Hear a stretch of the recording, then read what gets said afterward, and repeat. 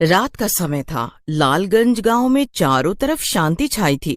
उसी समय अंधेरे में एक साया लालटेन पकड़े हुए जल्दी जल्दी कहीं चला जा रहा था। लेकिन जैसे ही वो गांव के किनारे पहुंचता है, उसे उसी समय पीछे से एक आदमी रोकता है और बोलता है, कौन हो तुम और कहाँ जा रहे हो? तुम्हें पता है ना इस गांव से रात में बाहर जाना मना है, फिर भी तुम जा रहे हो। उस आदमी की बात सुनकर साया पलटता है। वो साया कोई और नहीं बल्कि गांव में नया नया आया राजू बैंड वाला था। राजू बैंड वाला उस आदमी की बात सुनकर बोलता है, भाई साहब, आपने तो मेरी जान ही निकाल दी। भला ऐसे भी कोई रोकता है किसी को? मुझे रात में कहीं बैंड बजाने जाना है, मैं वहीं जा रहा हूँ। लेकिन उस आदमी पर राजू बैंड वाले की बात का कोई प्रभाव नहीं पड़ता और वो गुस्से में बोलता है, तुम कोई भी हो और कहीं भी जा रहे हो, इस गांव के नियमों के हिसाब से तुम रात में गांव से बाहर नहीं जा सकते, इसीलिए तुम्हें वापस जाना होगा। राजू अपने से लंबे और चौड़े आदमी को देखकर घबरा जाता है और वापस लौटने में ही समझदारी समझता है। अभी तो चलता हूँ, कल से दूसरे चोर रास्ते से निकल जाऊंगा। ये भीमसेन हर जगह थोड़ी खड़ा होगा। ऐसा कहकर राजू वहां से चला जाता है और अगली रात को दूसरे चोर रास्ते से निकल जाता है। ये गांव वाले भी कितने मूर्ख हैं, इनको कोई भी आसानी से मूर्ख बना सकता है। चोर रास्तों पर तो इनका ध्यान ही नहीं होता है। अगली सुबह गांव वाले उठते हैं और राजू के घर के बाहर उसकी पत्नी रमा को रोते हुए देखते हैं। उसी समय वहां सरपंच जी आ जाते हैं और बोलते हैं, अरे ये राजू बैंड वाले की घरवाली ऐसे रो क्यों रही है? क्या हुआ? कुछ नहीं सरपंच जी, इसका घरवाला राजू मेरे मना करने के बावजूद रात में इस गांव से बाहर निकला और मारा गया। ये तो बहुत ही बुरा हुआ भीमा, तुम्हें ध्यान रखना चाहिए था। तुम तो इस गांव के सबसे बलवान आदमी हो।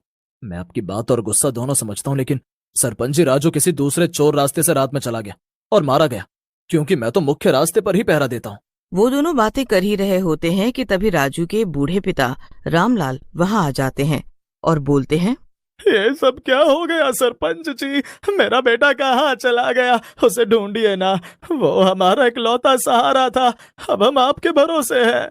रामलाल की बात सुनकर वहीं खड़े गांव के कुछ जवान लड़के, जिनके नाम सोनू और मणि होते हैं, बोलते हैं, चाचा जी, आप चिंता ना करो, हम गांव वाले मिलकर राजू भैया को ढूंढेंगे, क्योंकि अगर इसी तरह से गांव वाले रोज गायब होते रहे तो कुछ समय में इस गांव में एक भी आदमी नहीं रह जाएगा।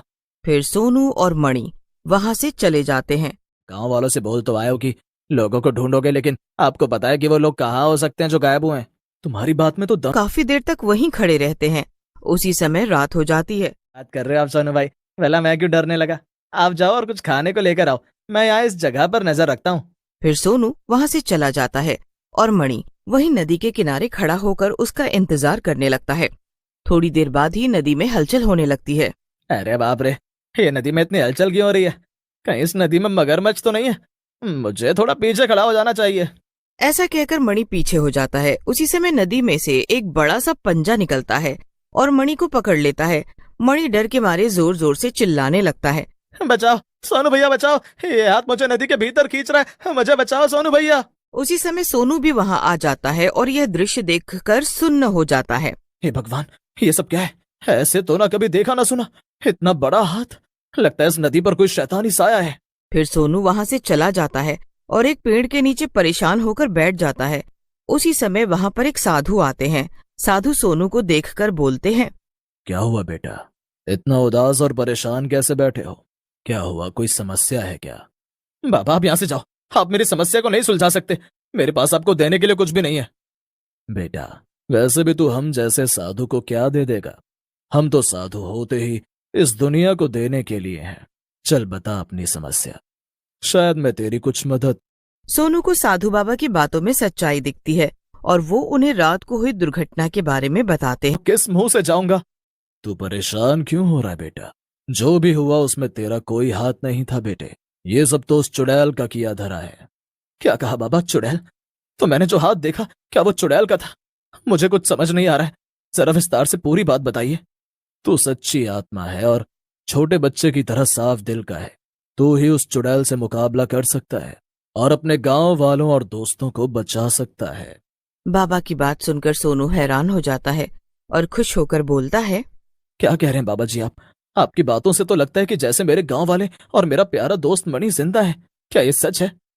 हाँ, ये सच है कि तुम्हारे दोस्त जिंदा हैं और खूनी चुड़ैल के चंगुल में है, लेकिन वो ज्यादा दिन जिंदा नहीं रहेंगे, क्योंकि आने वाली अमावस्या के दिन वो चुड़ैल उनको मार डालेगी। क्योंकि उसे लगता है कि अगर वो 100 इंसानों की बलि देगी तो वो अमर हो जाएगी। फिर तो बाबा मैं अभी जाता हूँ और उस चुड़ैल से अपने दोस्तों को छुड़ा कर लाता हूँ। मैंने इसीलिए तुम्हें प्यारा सा बच्चा बोला था बेटा, तुम उस चुड़ैल से अकेले नहीं लड़ सकते, तुम्हें अपने गांव वालों की मदद लेनी होगी। जाओ और अपने सरपंच को इस बारे में जाकर बताओ। फिर सोनू बाबा से आज्ञा लेकर गांव चला जाता है और सरपंच को बाबा के साथ हुई पूरी बात बताता है, जिसे सुनकर सरपंच बोलते हैं, अगर ये बात सही है तो पूरा गांव तुम्हारे साथ है, हम अपने गांव वालों को बचाने के लिए कुछ भी करेंगे। फिर सरपंच और सोनू गांव वालों के साथ मिलकर जंगल में चले जाते हैं। वहां उन्हें साधु बाबा ध्यान लगाए हुए दिखते हैं। सरपंच बाबा को पहचान जाते हैं और सोनू से बोलते हैं, अरे सोनू बेटा, ये तो बहुत बड़े संत हैं, ये तुम्हें कहाँ से मिल गए? इनके तो दर्शन से ही सारे पाप धुल जाते हैं। उसी समय साधु बाबा अपनी आंखें खोलते हैं और सोनू को पास बुलाते हुए एक त्रिशूल देते हैं और बोलते हैं, ये शिव भगवान का पवित्र त्रिशूल है, तुम इस त्रिशूल को चुड़ैल के माथे पर गाड़ देना। त्रिशूल लगते ही वो चुड़ैल मर जाएगी और गांव वाले उसके जादू से आजाद हो जाएंगे। जैसे ही सोनू त्रिशूल को पकड़ता है, वो साधु बाबा वहां से गायब हो जाते हैं। सरपंच जी, मैं अब उस चुड़ैल को बुलाने जा रहा हूँ, आप सब गांव वालों को लेकर छुप जाओ और जब मैं आपको इशारा करूंगा तब आप सब बाहर आकर चुड़ैल पर हमला कर देना।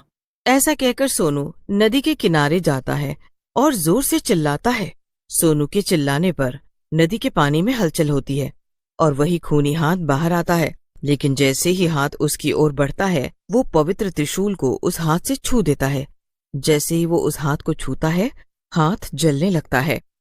साधु बाबा की जय हो, ये पवित्र त्रिशूल तो सच में बहुत ही ताकतवर है। जैसे ही हाथ जलता है, वहां पर एक देवता आ जाते हैं और सोनू को बोलते हैं, सोनू, तुम्हारा शुक्रिया, तुमने मुझे इस चुड़ैल के चंगुल से आजाद करा दिया। मैं तुम्हें आशीर्वाद देता हूं कि तुम इस चुड़ैल से जीत जाओ और इंसानियत को बचाओ। ऐसा कहकर देवता गायब हो जाते हैं। उसी समय चुड़ैल भी गुस्से में बाहर आती है और बोलती है, कौन है वो दुष्ट जिसने मेरे जादू को तोड़ा? मैं उसकी जान ले लूंगी। अपने सामने खड़े सोनू को देख चुड़ैल हंसने लगती है। तो तू है वो जिसने मेरे जादू की भी हिम्मत बढ़ गई है। चुड़ैल अपने जादू से सोनू को बांधने लगती है। ये देख गांव वाले अपने लाठी डंडों से चुड़ैल पर हमला कर देते हैं। सोनू चुड़ैल के चंगुल से आजाद हो जाता है। फिर सोनू चुड़ैल को त्रिशूल के माथे पर गाड़ देता है। अरे अरे मर गई रे, अरे मर गई। नास मिटो, तुम सबने मिलकर मेरे किए कराए पर पानी फेर दिया रे। हाय मर गई। चुड़ैल नीचे गिरकर मर जाती है और मणि और बाकी के गांव वाले चुड़ैल के जादू से आजाद हो जाते हैं।